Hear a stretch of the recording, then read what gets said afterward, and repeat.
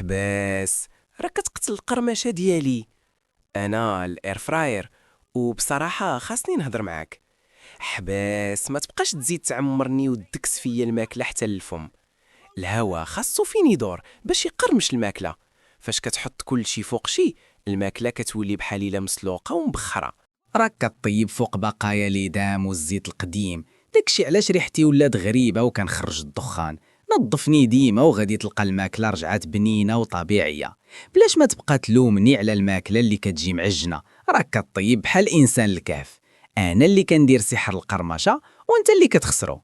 ما تبقاش تنساني في نص الطياب. حرك الشبكه الباسكت ولو غير مره واحده. راه فاش كتخليها جهه كتقرمل وجهه كتبقى بعجنه ورطبه، وهذه جريمه في حق الماكله.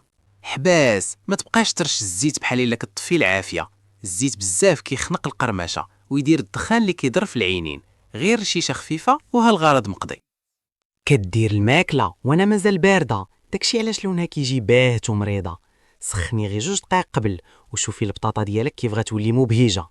وإلا كانت الماكله فازقه عمرها غتقرمل. نشفيها طريف بطريف وعاد طيبها. سطح ناشف يعني قرمشه واعره، ولكن الماكله فازقه يعني خيبه امل وتعجن. وإلا بغيتي تهناي من التماره ديال الغسيل، استعملي هذاك ورق الزبده اللي متقوب. الهواء كيبقى يدور والوسخ كيتجمع تما، والشبكه ديالك غتهنى من الشكوى والعذاب.